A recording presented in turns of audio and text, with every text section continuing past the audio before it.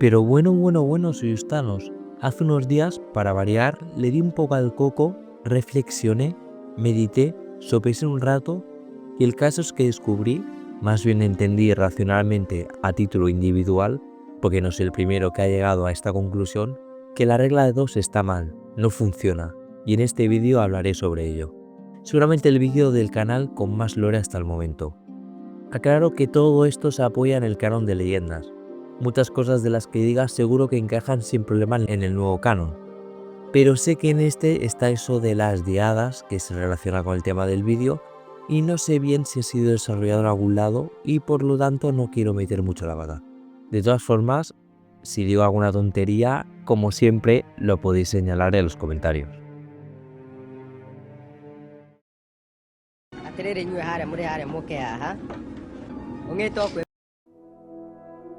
Para ir introduciendo el tema y para que el vídeo dure más de 3 minutos, contexto. La regla de 2 se introdujo en Star Wars por primera vez en la miniserie de cómics Jedi vs. Sith, de Darko Macan y Ramón Fernández Bax, publicada en el 2001, pero desarrollada a fondo unos años después en la ahora mítica trilogía de Bane de Drew Karpyshyn, o como se diga, muy buenos libros. Yendo de lleno con el surgimiento del dogma, su ideación proviene del estado en el cual se encontraba la Orden Sith en ese entonces, sobre el 1000 antes de la batalla de Yavin. Los que no estéis muy ubicados, era una Orden Sith que sencillamente era al reverso en todos los sentidos de la Jedi de ese momento, teniendo la academia en Corriban en vez de Temno en Coruscant, pero con las mismas estructuras organizativas. Hace unos cuantos años que no lo juego, pero esa orden no dista mucho de la que se muestra en el Knights of the Old Republic, 2600 años anterior, pero más en decadencia, como digo. El detonante de esto fue que Bane viera con sus ojos lo aberrante que era la Hermandad de la Oscuridad de Lord Khan, el jefe de la orden y de esta especie de organización, que era como una reinvención más bien política de la orden, del Imperio Sith, que intentaba como aliar a los Sith más poderosos dentro de un concilio, compartiendo el título de Lord Oscuro, todo un colectivo en general. No me voy a extender más describiendo la hermandad, a quien le interese saber más de ella en profundidad, que sea el primer libro de la trilogía de Bane. El caso es que a este le hervía la sangre al ver cómo de débiles se habían convertido los Sith individualmente, por mucho que tuvieran un gran ejército en ese momento, y también por el panorama en general, pese a que la Hermandad de la Oscuridad quisiera hacer una dictadura Sith y que se rigiera por la regla de que los poderosos debían aumentar su poder y los débiles disminuirlo, cosas que más o menos encajan por Sith. No tendría mucho recorrido por mucho que ganasen a los Jedi en la guerra por su propia esencia, más aún recogiendo los precedentes de los últimos siglos. Conclusión, se le hincharon las bolas a Bane y se cepilló a todos los Sith y Jedi que habían Rusan a través de una engañifa a los primeros, quedando él solito y reuniendo las condiciones para aplicar sus ideas, influidas enormemente por el estudio de antiguos Sith durante su tiempo de formación en Corriban. Toda esta formación autodidacta que se impuso, ya que en Corriban sudaban de esos documentos, le llevó a la conclusión de que hubiese tantos Sith era infiel a la esencia de la orden y que también los hacía menos poderosos. Esta nueva doctrina se resume en la famosa cita de Camino de Destrucción, el primer libro de la trilogía de Bane. Solo debería haber dos, ni más ni menos. Uno para encarnar el poder, el otro para ansiarlo. También se expande con la analogía de los frascos de veneno. Un veneno repartido entre muchos frascos distintos es más inocuo cuanto más se reparta. En cambio, si se concentran dos, será mucho más efectivo. Esto voy a retomarlo después. Todo esto para llevar a cabo ese gran plan mediante el cual los Sith estarían con el poder de la galaxia y acabarían con los Jedi de una vez por todas. Eso les exigía actuar en las sombras por pura supervivencia, porque por muy poderosos que llegaran a ser, no podían hacer nada contra toda la Orden Jedi en combate. Si Yoda ordena lanzar una nuke en la guarida secreta donde traman sus fechorías, como que esos planes se acaban rápido. Para que se puedan hacer con el control de la galaxia, necesitan ir amasando poder poco a poco, y por la exigencia de la regla, implica que los dos Sith que constituirían la orden, maestro y aprendiz, deberían ser más poderosos que sus precedentes. Y eso implica que el aprendiz, cuando sea lo suficientemente poderoso, debe intentar acabar con su maestro, para ocupar su puesto y buscar un nuevo aprendiz, y si fracasa en la gesta y por lo tanto muere, el maestro deberá reemplazarlo con otro aprendiz. Esto último fue una cosa que le suponía una mosca a la oreja a Darth Bane con Darth Zana, su aprendiz, que parecía que nunca daba el último paso e intentaba cargárselo. Bueno, esto último que es un poco off topic, pero hay que alargar un poquitín el vídeo. Ahora, por fin, voy de lleno con lo que quería tratar en el vídeo. Y es que también va contra la esencia de los Sith el hecho de no acabar con las amenazas. El aprendiz Sith en este caso, que se interponen a la hora de amasar poder, de volverse más poderoso. Lo de los frascos de veneno que he mencionado antes, se le puede dar la vuelta y decir, ¿por qué el veneno no se concentra en un solo frasco y es más poderoso aún? El maestro debería utilizar a su aprendiz, o aprendices, como herramientas en su beneficio propio, no en aras de una orden Sith a la cual hayan contribuido a fortalecerse, pero de la cual no podrán cosechar sus frutos ellos mismos. La regla de 2, en ese sentido, es incluso altruista. Se sacrifica al maestro, a varias generaciones de maestros de hecho, para poder llevar a cabo tal obra, para que el plan de los Sith pueda continuar. Por una parte es una concesión realista. Hacerse con el poder y realizar la purga Jedi requiere de una posición que difícilmente se puede hacer en una vida de un humano o una especie similar. Pero como digo, eso choca con el lado oscuro y la ambición a la que lleva a sus usuarios. Metiéndome de lleno en el fango y alejándome un poco del tema del vídeo, ¿realmente la regla de 2 contradice a la doctrina Sith o al lado oscuro?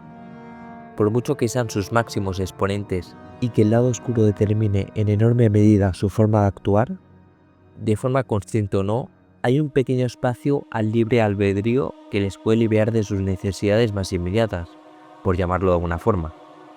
Siguiendo esta línea, creo que no es una locura afirmar que la personificación más verdadera del lado oscuro, no encuentro la palabra para escribirlo, la más instintiva, pura, solamente sean los Jedi oscuros, o usuarios del lado oscuro en general, que hacen la guerra por su cuenta, que actúan de forma independiente o en compañía, pero siempre en su propio beneficio, en su propia búsqueda de poder infinito, considerando a sí mismos Sith o no, con independencia de que conozcan o no la existencia de la Orden Sith. Después de la batalla de Endor surgieron muchos usuarios y cultos de este tipo, ya que la Orden Sith por lo general estuvo en horas bajas, y antes de la batalla de Naboo, cuando los Sith estaban en las sombras y se pensaban extintos. Lo cual, dicho sea, no significa que hayan cambiado el peso de la balanza a su favor. Cuando hay que hacer una investigación a fondo de toda la continuidad para encontrar a alguien importante en el devenir de la galaxia fuera de la Orden Sith, significa que en ese sentido su importancia es testimonial. Como he repetido varias veces, llegar a acumular tanto poder en una vida es hasta casi irreal y por esa razón las estructuras de la Orden son efectivas, aseguran una mayor posibilidad de victoria a muy largo plazo. Claro, a no ser que sean descubiertos por los Jedi cuando todavía no estén preparados para dar el paso adelante, entonces los hechos se precipitarían para mal. En ese caso, quienes tendrían acceso al conocimiento de la Orden Sith, si acaso, serían los Jedi, dificultando mucho su contacto al resto de la galaxia. El linaje, en ese supuesto, con casi total seguridad, se hubiese acabado en ese punto.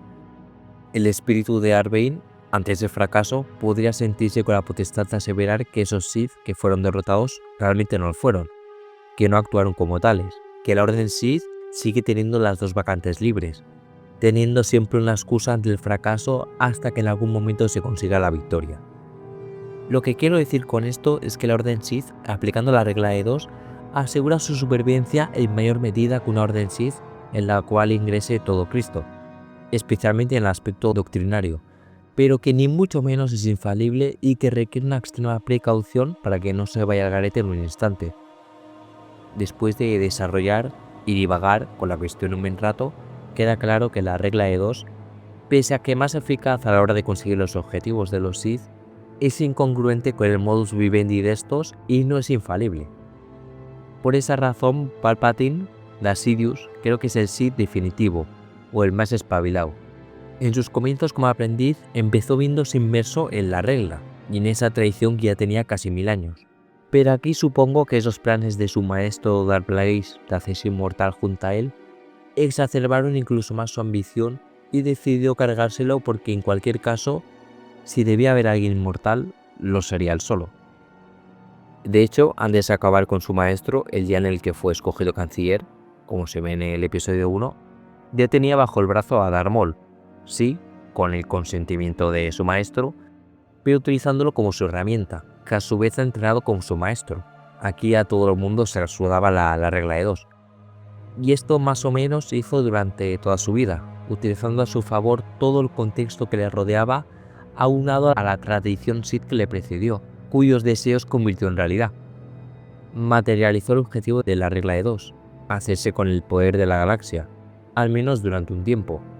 Y en ese contexto, estando en la cresta de la ola, donde la única forma de hacerse más poderoso sería de forma eminentemente física, consiguiendo la inmortalidad, por ejemplo, materializó el objetivo de la regla de 2 que al mismo tiempo le dio tumba. Dejó de tener utilidad, un presupuesto escenario que no estaba fijado explícitamente en la doctrina, pero al cual se podía llegar sin contradecir nada. En ese punto, Vader no es más que un asesino, una herramienta a la cual de vez en cuando pone a prueba para comprobar si sigue siendo igual de útil y servicial. En la relación entre ambos no está la perspectiva de que el aprendiz acabe con el maestro, como si sucedía hasta Darth Plagueis. Serían maestro y aprendiz para siempre. La regla de 2 estaba rota, y ambos lo sabían. Sí, Vader acabó con Sidious, pero no para hacerse con el poder, sino para acabar con los Sith de una vez, como mínimo en la forma que habían adoptado en el último milenio, si es que Palpatine no lo había hecho ya antes. Por tanto, como espero haber mostrado, la regla de 2 es contradictoria a varios niveles. Y es lógico que lo sea, y es congruente con Star Wars. El lado oscuro es antinatural, es un mal propio de la fuerza, del cual no puede escapar porque está en su constitución, pero no por ello deja de ser algo que la dañe, ya que su estado de reposo es cuando el lado luminoso prevalece. Y en su contrapartida humana más fiel, o como mínimo más relevante, los Sith, se reflejan sus intentos de domar lo que los hace indomables, de utilizar bajo unas reglas o un plan algo que es incontrolable y solo corrompe, ponerle puertas al campo. Está bien que la regla de 2 tenga fallos, es lógico, repito, y no hace más que representar cómo su existencia es algo que está mal, que es antinatural, que para poder desarrollarse necesitan ponerse unos límites que atentan contra su esencia, resumida en el código Sith, para no acabar autodestruyéndose junto al entorno, al menos de forma inmediata. No hay solución buena o correcta a cómo deberían de vivir, ya me entendéis. Pese a que, como digo, el lado oscuro no se puede disociar de la fuerza, el hecho de abrazarlo activa conscientemente, al menos al principio, y crear cultos que trasciendan generaciones alrededor de esta energía corruptora, hace que cosechen su propia perdición de la misma manera que los que lo hacen de forma instintiva. Es otra razón por la cual el lado luminoso, sea quien lo defienda, siempre tendrá la oportunidad de prevalecer tarde o temprano, ya que siempre, incluso en los tiempos más oscuros, podrá aparecer una oportunidad para acabar con el mal.